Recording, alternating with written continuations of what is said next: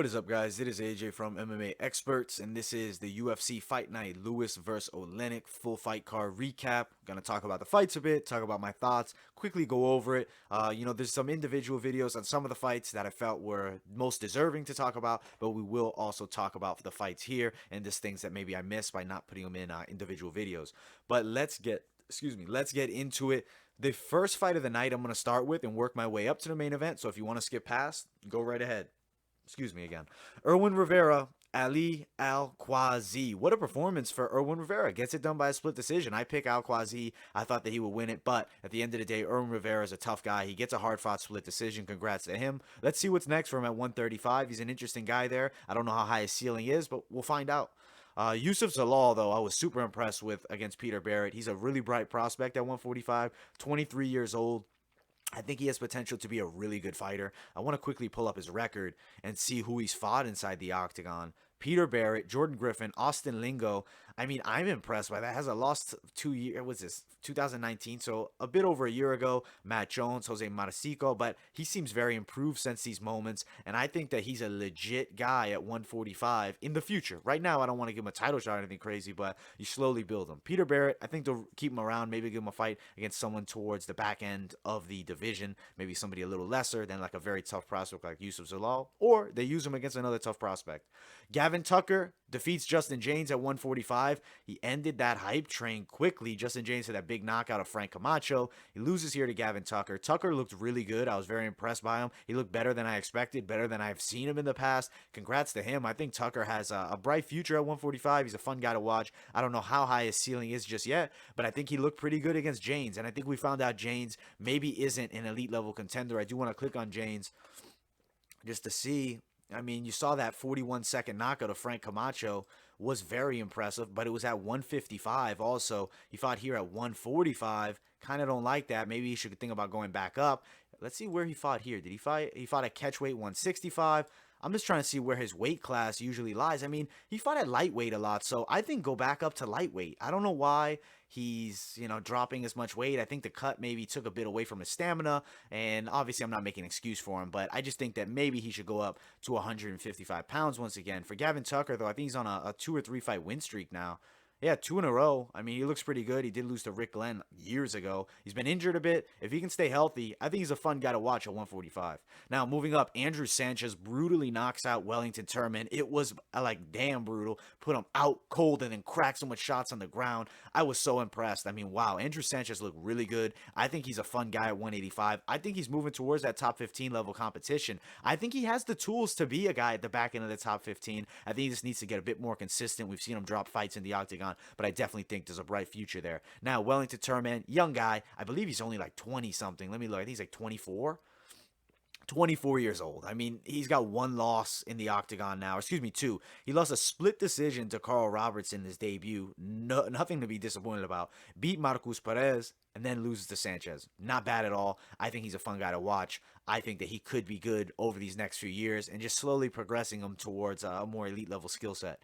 For Nasrat Hakparast, he defeats Alex Munoz. Doesn't stop him, almost stopped him, gives him his first defeat of his career. I think Nazarat is a good fighter, man. I think he's solid. He has that bad loss to Drew Dober, but other than that, I mean, he's looked pretty good in the octagon, beat Mark Jacquez. I wonder what's next for him. I think they'll definitely give him a fun fight. I mean, Munoz is not the biggest name here, so I don't think he gets a huge jump up in competition next, but let's see him slowly rebuild back after that tough loss to Drew Dober. And for Munoz, I think they keep him around. I just think he needs to fight lesser competition. He's a good wrestler, decent striker. He showed he can go the 3 rounds. He just needs to work on a few things in his game. Obviously, he's not at the level as Nasrat just yet with just 7 fights in his pro career. I do think he is a bit older, though. Let me click on him real quick. Yeah, he's already 30, so I mean, now's the time. He's in his prime, so he's got to get it together. I don't know if he's like title shot material or anything like that. I'm not seeing that in him, but I think he's a fun guy. Maybe at 155 can get it together, or he might be a washout. I guess we'll find out in his next fight where his level's at. We'll find out for Nasrat how good he really is in his next bout.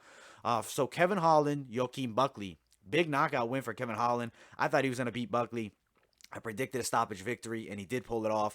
Buckley, tough guy, decent skill set, but I think Holland was just a better fighter here. I did an individual about this fight, and I talked about what I think should be next for the guys, but definitely Holland has a bright future in 185. Joaquin, Maybe he sticks around. I don't think the UFC will cut him or anything like that. I think he needs to work on a couple things. He closes distance fairly well, but he does smother himself a bit with shots. And obviously tonight, though, he's at a huge size disadvantage in terms of height and reach against Kevin Holland. Loses the fight as expected by a big straight punch.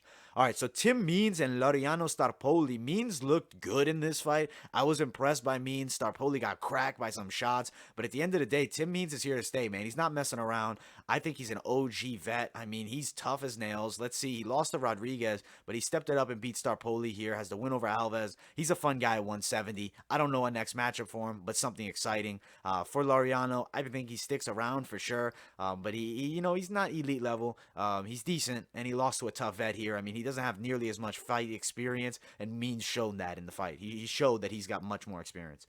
Now, Beneil Dariush, Scott Holtzman, another fight I did an individual video on. Wow.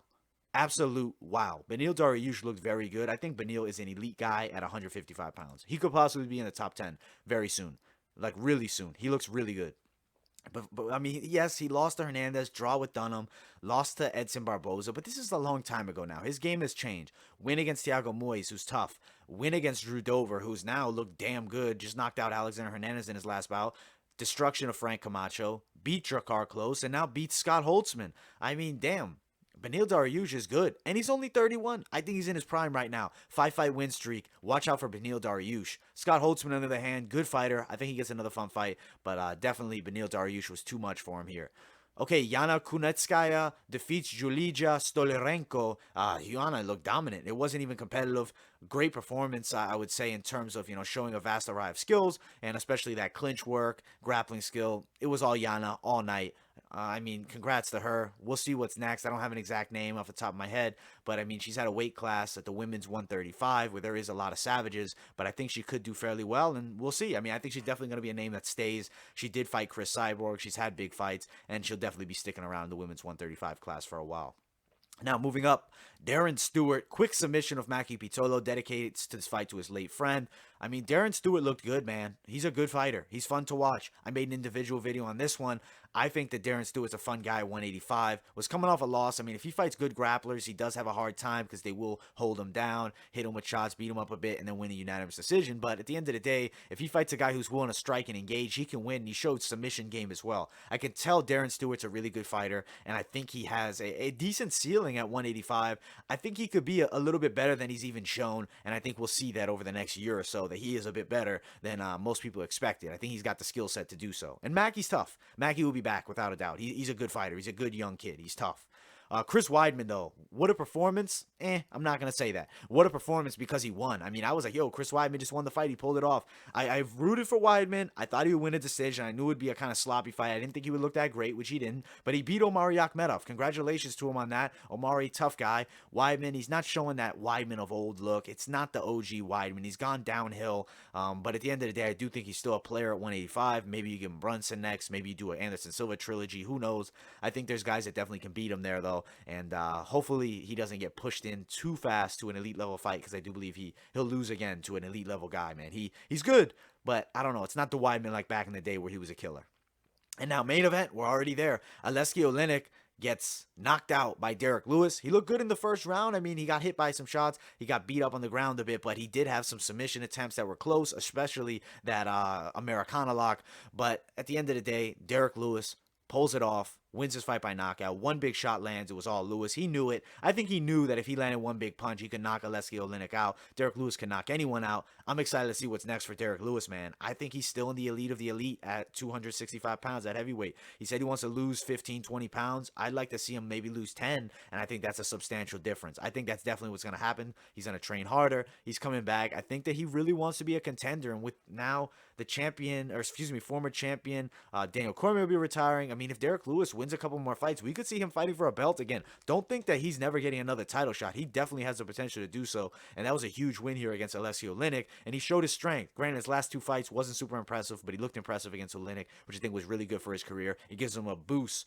towards the top 5, top 8 in the division, and he'll definitely get a big fight next. For Oleinik, a little bit of a step back he's going to need. He's shown he can't really beat guys with big punching power that are able to defend his grappling attack, and at the end of the day, he's kind of shown himself as a guy in the back end of the top 15 who's going to be lesser guys that aren't as good, but still solid fighters. I mean, he beat Fabricio Verdum. To me, that's super impressive. Granted, yes, Verdum is older, but you saw how good Verdum looked against Gustafsson next. But we'll see. For Oleinik, I think I said Volkov might have been the matchup I gave him, but I also threw another name out there. Go watch the individual video if you guys are that curious. But all right, guys, that's pretty much it for this one. Had a fantastic card. The UFC has been putting together amazing cards, delivering weekend after weekend. I believe we have cards up until Christmas. So stay tuned right here on MMA Experts. I got a ton of content that's going to be coming out from now till then, forever. I'm going to be posting here. Thank you guys all so much for watching. Like, subscribe, turn on those post notifications. Also, guys, follow my social medias, Instagram and Twitter, and I will see you all in the next video.